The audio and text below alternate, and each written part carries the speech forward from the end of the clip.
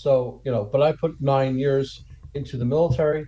Um, but afterwards, when you're talking about having a salary, that's good. And some people are very content with just making their salary and they'll do what they have to do, go on vacation. But when you're making a salary, there's no risk involved. Own business. So I'm either going to make $0 for the month or I can make 50,000 for the month, right? So Yeah. it's up to me and how hard I work. So I would rather rather than be comfortable with the salary, I'm taking my chance and I'm hoping to make more. Yeah, so welcome to the Unheard-Of podcast. It's the third episode here with me, Slavi, the host, and we have Mike on. Hi, how you doing? I'm doing fine. What about you? Doing fine. It's great to be here and I can't wait to get started. We can start off with your introduction. Okay. Well, I am a Desert Storm veteran. I am a husband, a father, a podcast host, an author. I speak to the audience of business networking and communication with leadership. Sounds awesome. Yeah, I actually read that you were in the military from your description on the platform we met, and it was interesting because you mainly do these conversations and talks, and I'm always trying to think of how do people at this kind of conversational level start off every conversation. If they're talking like to a high tier founder, for example, how do you break off the ice and like bring some value in less time? Well, the trick is to have the other person start speaking, right? Because when the other person starts speaking, you then can start formulating questions about what he is saying. So you never want to go into the conversation with you talking. There's like an 80-20 rule. The other person should be speaking 80% of the time, and you should be speaking 20% of the time. And your 20% of the time should really be made up of questions about the 80%. So every networking event, every meeting, you're looking to give, not receive, and you're finding more about the person that you're speaking with. Yes, I've had a few of these experiences. For example, speaking with judges at different kinds of hackathons, and how you must present yourself, and it's more important than the product itself at times. I would say, because if you have like the best product, and usually if there's like no audience, nobody would buy it, nobody would use it.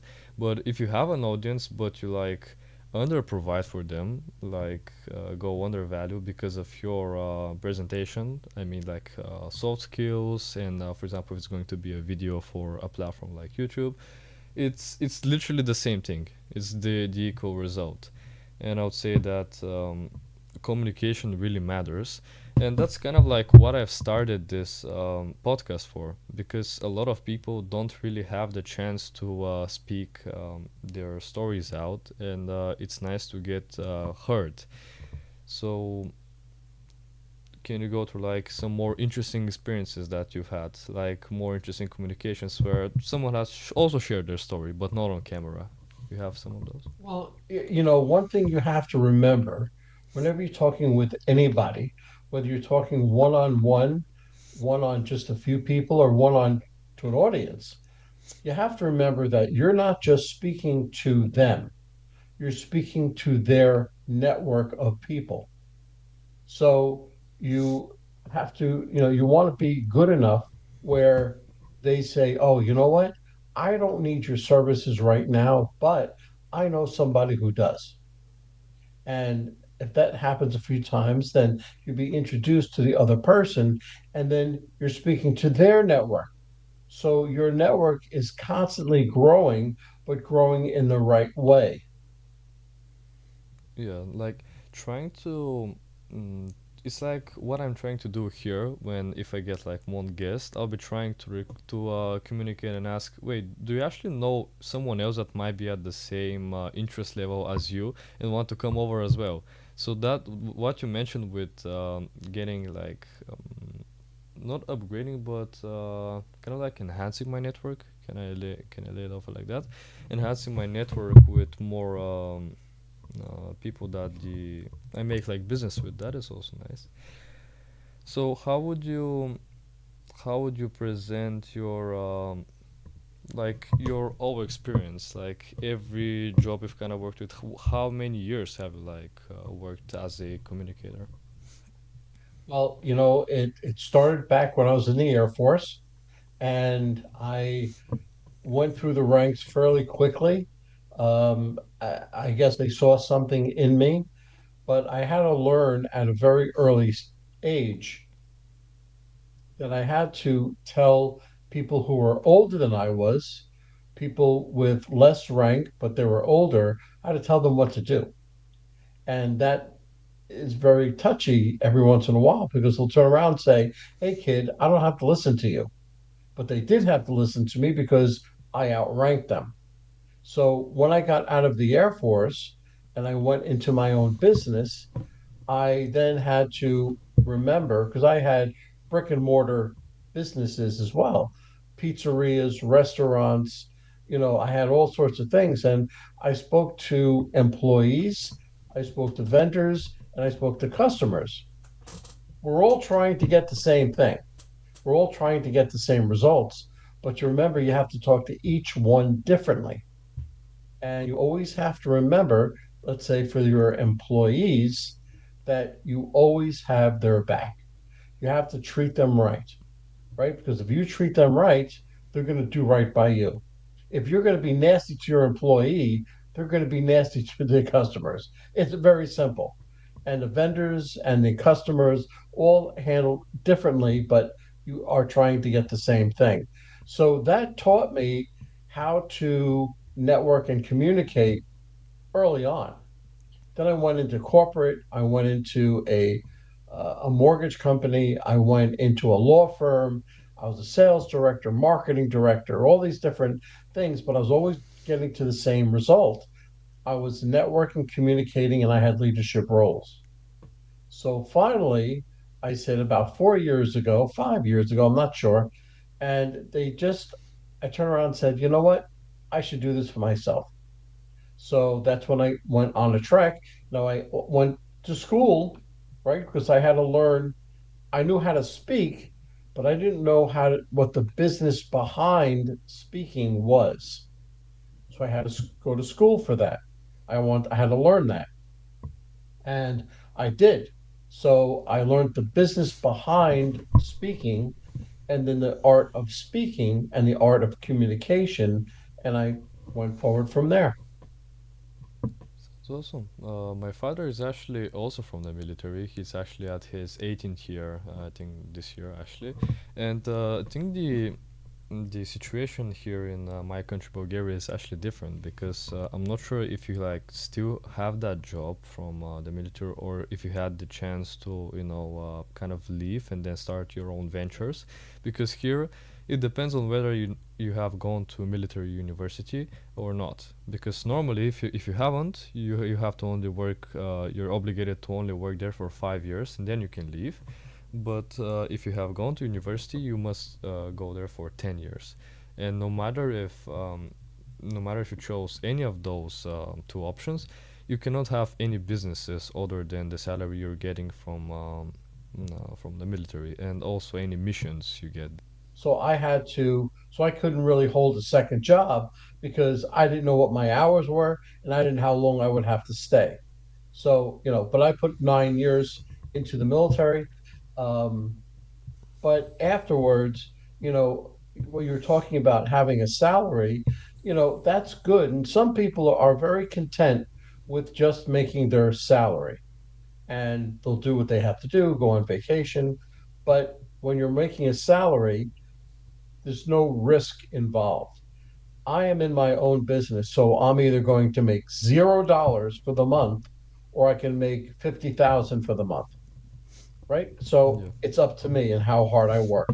So I would rather than be comfortable with the salary, I'm taking my chance and I'm hoping to make more. Yeah, it's I've seen this like percentage of people that are just starting off with a normal salary because they don't really have any other chance of survival, because not many have like savings off of their family or their own before they actually turn 18 or whatever age is in every constitution of You've got different to do both. countries. Yeah, You've got to do both. you must do, because you're also learning while you're at a normal job. You're also learning how actually a company works. If it's, for example, if you're a software developer, it's very um, like contagious to want to understand what is this like operational managers work. What does the CEO do? Do they really do anything much, or are they just some idea guys, or am I like doing only the hard work of someone else's thoughts? Can I do the same?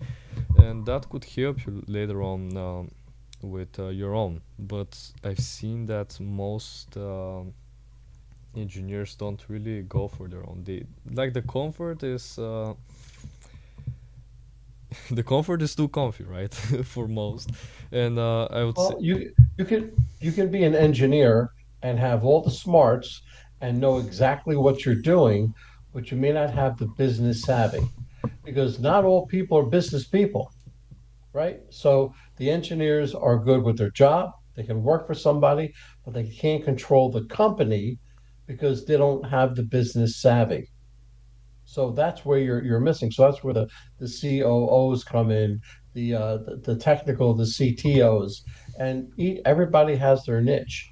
But the CEO, the executive officer, that's the one that controls the whole thing, and he has to have the business savvy, but he also should really know about the things that are being done within his company. yeah, I would say that specifically because I'm mostly in the tech field, even though I don't have the age for actually working at an actual job and company. I've still kind of gotten the understanding of how the are these all of these teams, and because usually the a tech company works in all kinds of teams, so that every one of them is at a high level, and it's not like there's people that are multitasking all of the time and have to think about all of these different meetings, because a decision, if it's a big company, it usually goes through a lot of people, and there must be agreements. But if it's a smaller one, it's much easier to make changes, and that's why a lot of the smaller startups, so-called nowadays, grow much faster. What what the podcast does, if it's 30 minutes, that should be your prime target for a podcast. 30 minutes. And what that really is, it's the commute from home to work. Okay. So people can listen to it while they're driving to work. That's really where that time comes in from. Not while somebody's eating, because that can be from 5 minutes to 55 minutes, right? So it's not a lunchtime or a lunch break or something else because they're interested in other things.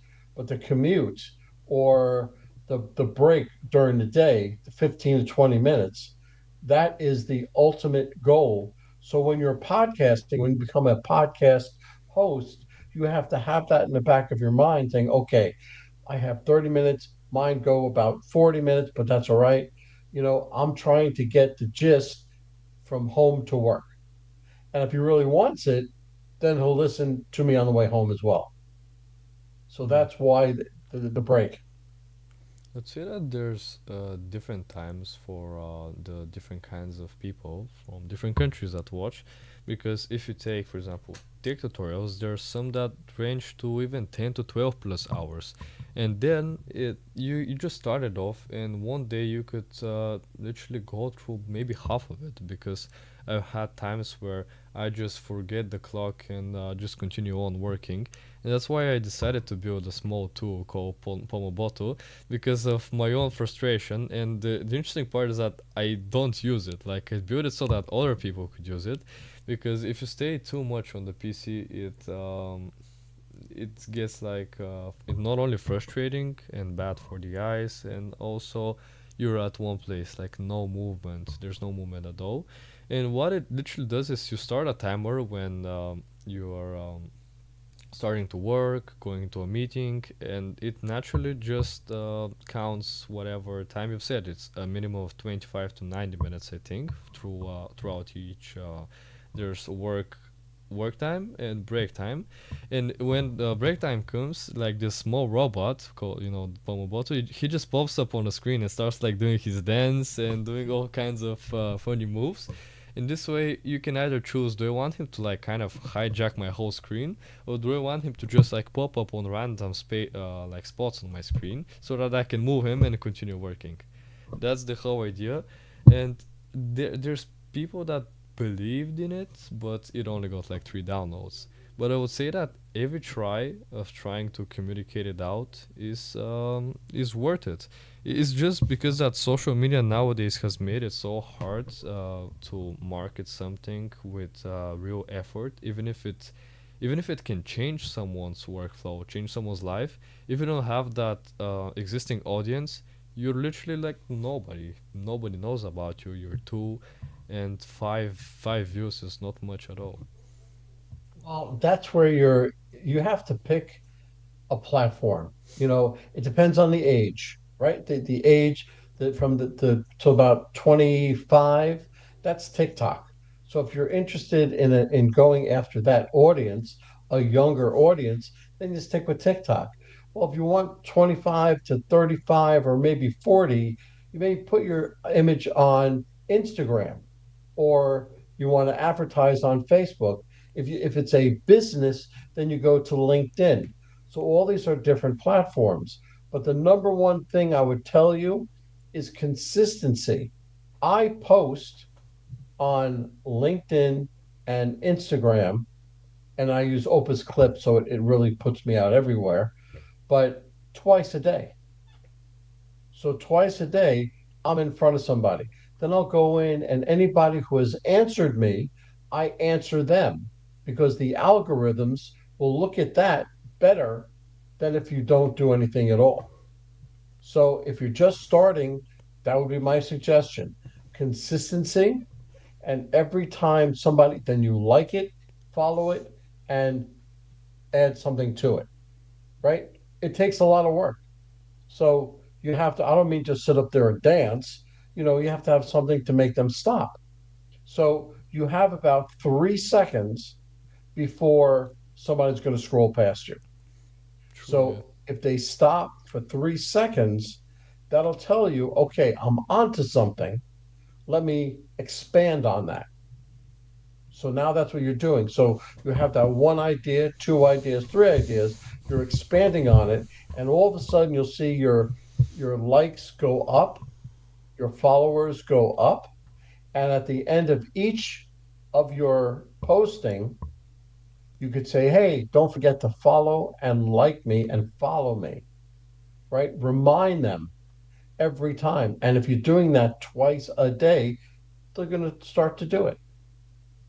One thing I would surely give as a tip to everybody, but mostly at people at a younger age, is to test like tremendously, like test as much as you can in your free time. Because I literally started this TikTok account, and it was it like a week or maybe 9 days ago, something like that, close to a week.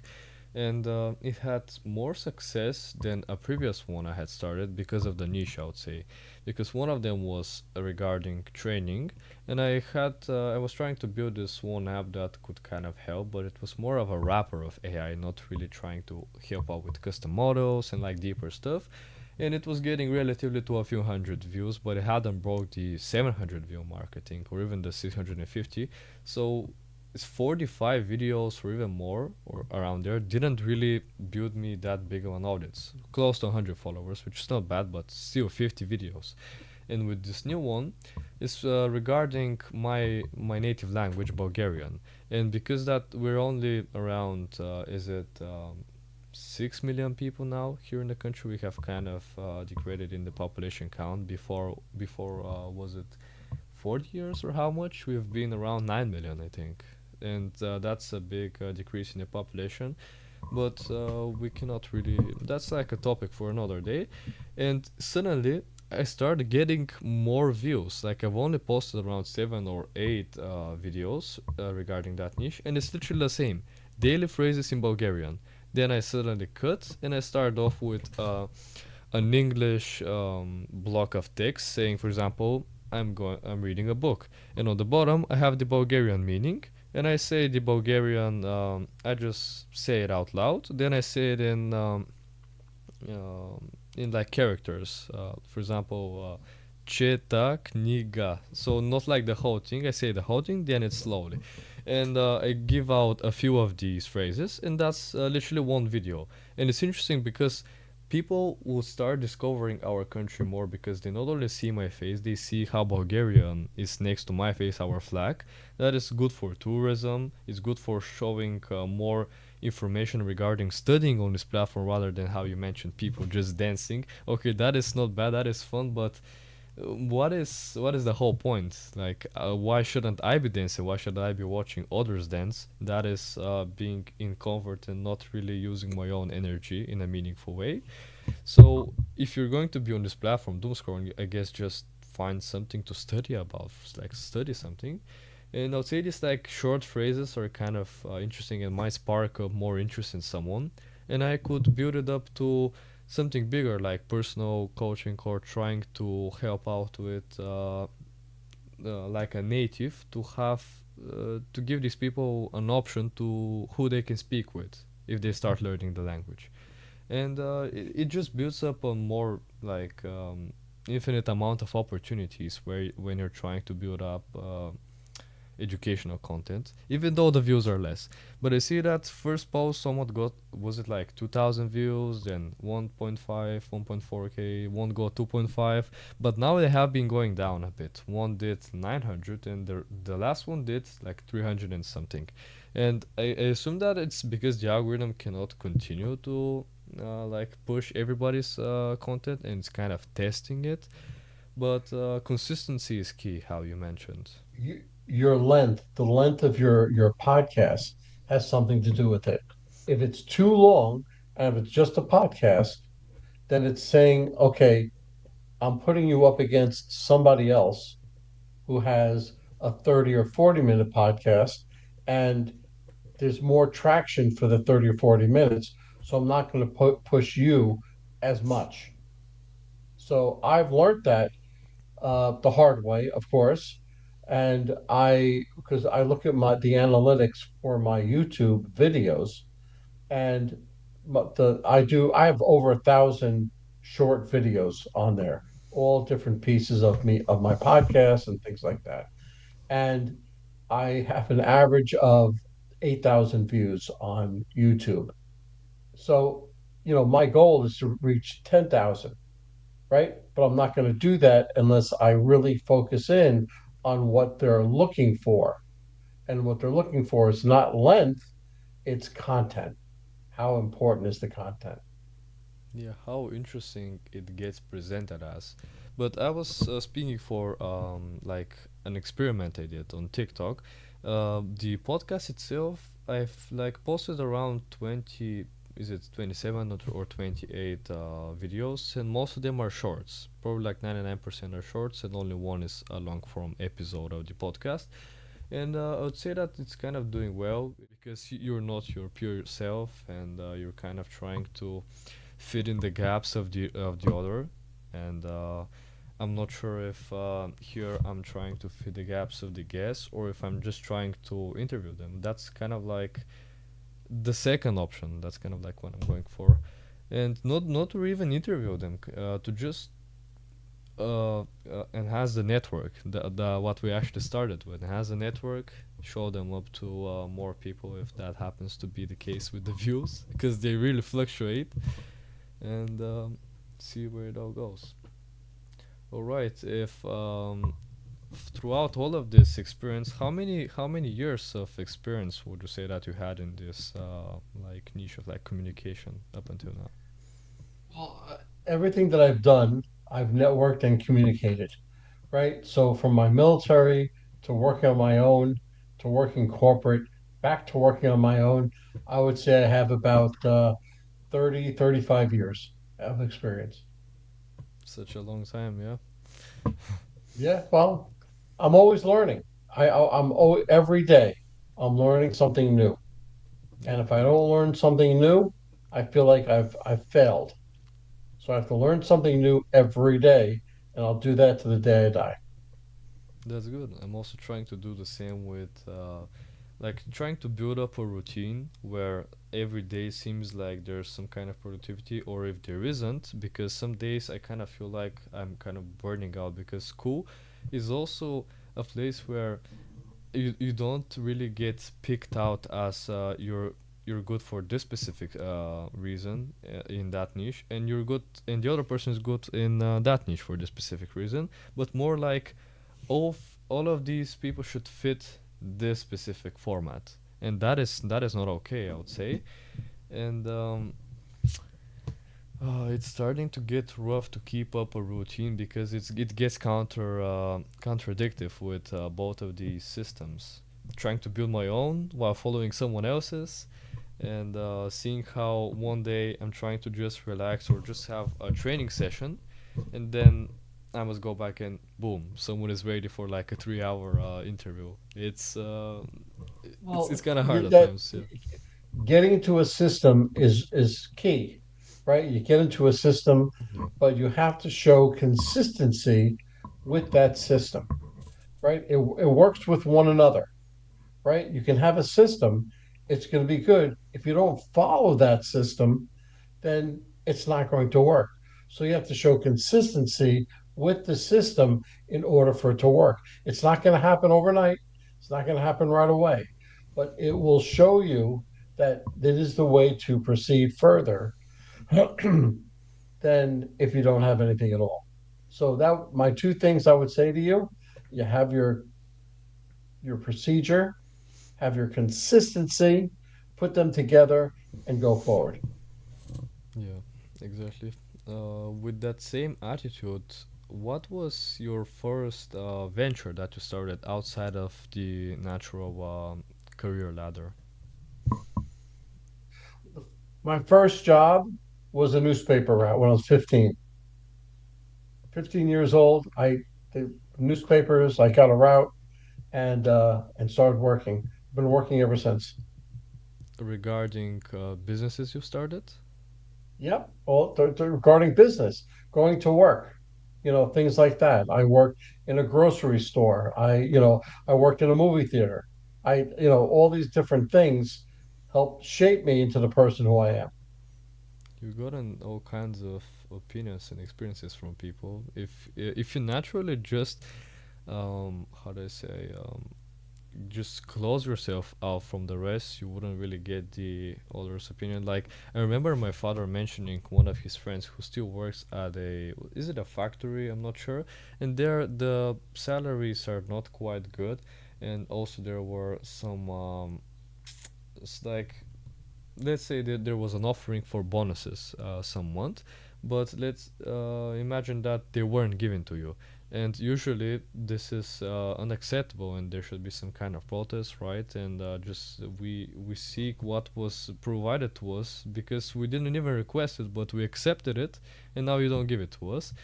And there were the two people that had started it were actually going to get fired, I think.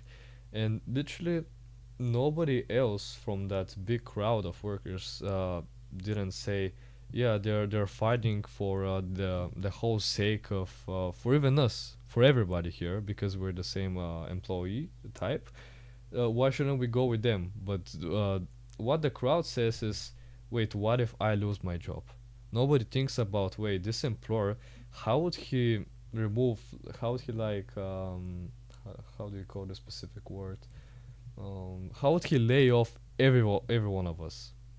We're just how would he find like people on the next day to work? We're just strong wherever together, and that's like the same bond with how we mentioned with family, with friends, and it's also with coworkers, with colleagues. There are people as well, and if you get mistreated, you should use that communication, because the manpower is the biggest power, I would say. And it's the same with what happens with our country, for example, I'm not sure about how the US is being ruled because I'm not like that deep into politics. My father is, but here it's we have the most amount of is it called Democrats, deputies? I'm not sure. Yeah, And it really brings out what I'm trying to say.